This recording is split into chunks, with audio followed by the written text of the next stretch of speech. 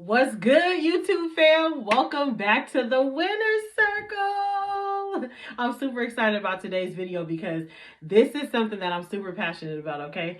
And today's topic is your hustle gotta hit harder than your habits, okay? Let me say it one more time for the people in the back. Your hustle gotta hit harder than your habits, okay? Before we get into this video, though, the meat of this video, if you are new here, welcome to the Winner's Circle. Hit that subscribe button because you're home, baby. Welcome home, and I'm very pleased to have you here. But if you've been rocking with me for a while, y'all already know what time it is. I love y'all so much. Let people know what it's like to be a part of the Winner's Circle, okay? Because you's a winner. Winner, chicken dinner. I'm sorry, y'all. That was corny. That was corny, but welcome to the Winner's Circle, y'all. Let's get into this video. Listen, your hustle got to hit harder than your habits, okay? And I'm talking your financial hustle, your spiritual hustle, your emotional hustle, everything that you encompass, everything that you embody, your hustle got to hit harder than your habits. And when I mean habits, I'm talking your vices, whether you drinking, whether you smoking, whether you people got sex addictions, whether you partying, whether you gossip, whatever it is that you partake in, that you enjoy, that you might get a high off of, that you might indulge in a little bit. That's what I mean by your habits. Your hustle need to be hitting harder than your habits, okay? There's so many habits that people indulge in, that people are committed to, but they're not committed to their hustle. They're not committed to the hustle of life. They're not committed to their mental health. They're not committed to becoming a better person. They're not committed to their personal growth and development. Not committed to the process that it takes in order to execute your goals. Let me know if you know what I'm talking about, because I used to be there. It's easy. It's almost like a cop out. The easiest thing for you to do is to do what's easy. The easiest thing for you to do is to do what makes you feel good, to do what requires limited thinking, limited stride, limited effort, limited oomph. It's easy to do those things. So it becomes a little bit more challenging when we have to start facing our demons, taking accountability, working on our personal growth and development. But that's what we do here at the Winner's Circle, okay? If you've been working on your personal growth and development and you are a part of the Winner's Circle, leave me a comment in the comment section. Introduce yourself. Let me know how far you've come, where you are in your development journey, because we in this together, baby, okay? But I used to be there. I used to be one to, smoke a lot of weed, be ready to turn up drinking. I mean, I was never like sloppy. I was always kind of contained, but I used to be there. And I know that there's a lot of you out there who can relate to being in a position where it's easy to pick up a bottle. It's easy to roll up. It's easy to, to chase that next sexual experience and to, get your rocks off, get a nut off, get off. You know what I'm saying? It's easy to do those things, and it's satisfying, and it requires limited effort. It requires no effort whatsoever. So it's easy to do those things. But let me tell you, when your hustle start hitting harder than them habits, your life will truly change. And that's what we're about here at the Winner's Circle. Your life will truly change when that hustle start hitting harder than any habit that you ever have, okay? And let me make this clear. This video is not to say smoking weed is bad, drinking is bad, whoever you having sex with is bad. That's what this video is not. This video is not for that. That's for you to decide if smoking weed is bad. I made another video. I think it was the video I made yesterday.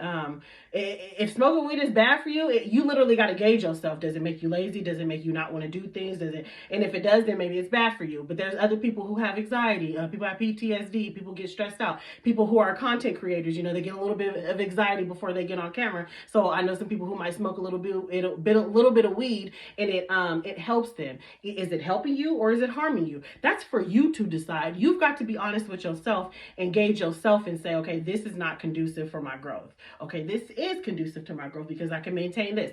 Whatever it may be, whether it's smoking weed, whether it's drinking, whether it's hanging out with certain friends, that's for you to decide on what your vice is, okay? If you need help deciding that, if you're unsure, you know what your vices are, but you're unsure on if it's good or if it's bad, maybe your family told you it was bad. Maybe sometimes you feel like it's okay, but then other times you feel like it's bad. If you need help deciding that and figuring things out and maneuvering that and learning how to navigate, having balance between your habits and your hustle, book a session with me, you guys. Y'all know I'm a life coach and I do this for a living, okay? My sessions be bomb, okay? They be lit, they be full of positive energy, and I genuinely connect with my clients. And we build friendships, okay? So I'm gonna link the comment in the top of the pinned comment section or whatever, and yeah, book a session with me. But let's talk further into this topic, okay?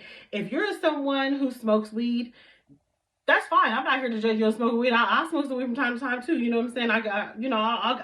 I'm here to share with you guys my life experiences. I don't mind smoking weed, but you better believe nowadays I'm in the mindset, and this is the mindset I want you guys to have too. In the mindset of, if you could be committed to rolling up, you damn sure could be committed to the process and executing your goals. If you could be committed to going to hang out with your friends every day, every weekend, every other night, turning up, you committed to the party lifestyle, you committed to the turn up, you committed to the action, you damn sure have to be committed, not equally, more. Okay? Not equal commitment, more. You damn sure could be committed to your mental health.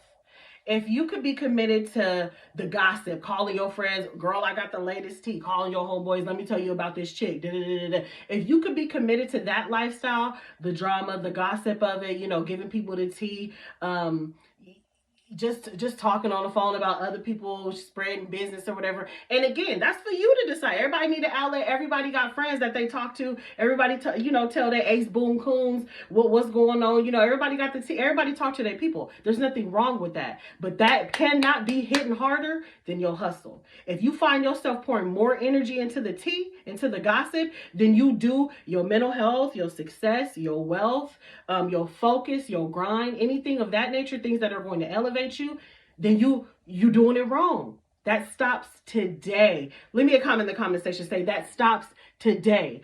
Your habits is not hitting harder than your hustle from this point on. We're not doing that. 2024, it is the beginning of the year, and we are being intentional about becoming our best selves. We are being intentional about stepping into the newness. We are being intentional about going after the things that is going to shape our vision, that's going to shape our destiny, that is going to shape and mold who we are trying to become. Okay, if you are if you've been committed to partying, if you've been committed to chasing sex, and this goes for men and women, chasing sex does not discriminate. There are equal amounts of men and women who chase sex. And it could be for a multitude of reasons. I'm not judging you. People chase sex for fulfillment. People chase sex to fulfill voids. People chase sex to validate themselves. People just chase sex because they need to sexual relieve themselves. People chase sex because it's a stress reliever. Nobody here is telling you that your sexual business, how you should be doing it or how you should not. If that's what you're doing, that's you, okay? I'm here to support you, but enhance your life, okay? There's no judgment here. This is a safe place. Comment in the comment section. This is a safe place. The winner circle is a safe place, okay, you guys? There is no judgment here. Who am I or the next person to tell you how much sex you should be having, how much weed you should be smoking? But it is solely up to you to gauge yourself on how much of something you should be doing, how little of something you should be doing. You've got to put your mature pants on and be honest with yourself. But if you are that person that's chasing sexual experience for a certain gratification, this is how you check yourself and evaluate yourself. However much energy you putting into chasing that nut, and excuse my language, y'all, but we grown as hell here on the winner circle, and we getting raw and heavy and real up in this thing, okay? However much energy you putting into chasing a nut, you better be putting twice the amount or more than enough amount of energy into your mental health, making sure you are emotionally stable. Okay, let's talk about this emotional stability right here. A lot of people don't even realize how emotional unstable that they really truly are. Okay, I'm gonna give you a few cues on how to determine. Sorry, that's all, folks. But anyways, I'm gonna give you a few cues or clues or whatever for you to decide if you are emotionally stable or unstable. Okay, when something don't go your way, how do you handle it? If you popping off right away, you're not emotionally stable. If you're able to sit back and digest some things before you react or respond, you're emotionally stable. If somebody ghosts you and it really bothers you, the bothersome part is not the problem, okay? The bothersome part is not the problem. But if somebody ghosts you, how do you respond? Do you send them long paragraphs calling them out their name, telling them what they is and what they ain't never gonna be, spewing your emotions and your feelings? Do you automatically start getting disrespectful? If that's you, you are not emotionally stable. If you sit back and you probably don't even read it. I'm that type. If somebody goes to me or irritate me or send me a disrespectful text message and I see that it's long, or if I'm in the heat of something, I don't even be in the heat of nothing nowadays. Okay, I don't. Okay, but anyway, for the example of this video, let's say you're in a heated argument and you sit back, somebody sends you a long text message. I'm the type to, okay, it's getting a little heated. I'm not even going to read the text message probably for an hour or two, because at that point I know my emotions are not invested in it. I'm not at the peak of my frustration. I'm not at the peak of my anger. And I know that I can contain myself, maintain my vibration, maintain my sanity, maintain my emotions if I wait and cool down. When people get the or to me, I step back. I do not read text messages right away. I do not. I will wait 2 hours before I even give it some energy, because I'd rather go and clear my head. And then when you realize, once you got a clear head and you are collected, calm, cool, and collected. When you've collected yourself, you look at it like it don't even bother you as much. That's how you know you emotionally stable. Okay. If everybody triggers you, every little thing triggers you, every little thing you got to get defensive over, you're not emotionally stable, okay? So bringing that all full circle, if we could be committed to hanging out with the girls, hanging out with the bros over hoes, we doing this, doing that. We could be committed to talking about no fap on the internet, bashing women, bashing dudes. That take a lot of energy. If you could be committed to the bullshit, you damn sure could be committed to your mental health. You damn sure could be committed to your personal growth and development. You damn sure could be more committed to healing, and then teaching your children what healing looks like. Whew. Let's talk about the children. How you behave affects your children. It is belief systems that you're embedding in their subconscious mind, whether you understand it or not. So being committed to your healing, your health, your wealth, your growth, your excellence is key. No longer are we committed to things that bring us down. No longer are we being committed to things that do not elevate us. I want you to ask yourself, okay? If there's some things that you have going on and you don't know if it's a vice, you don't know if you're doing it too much or too little, or if you don't know if you should be doing it at all, just sit back and ask yourself, write down the pros and cons of it. What are the effects of it? What are the effects of it? How does it affect you? How does it affect your family? How does it affect your household? How does it affect your hustle? How does it affect your work ethic? How does it affect your judgment? How does it affect the way you maneuver in life?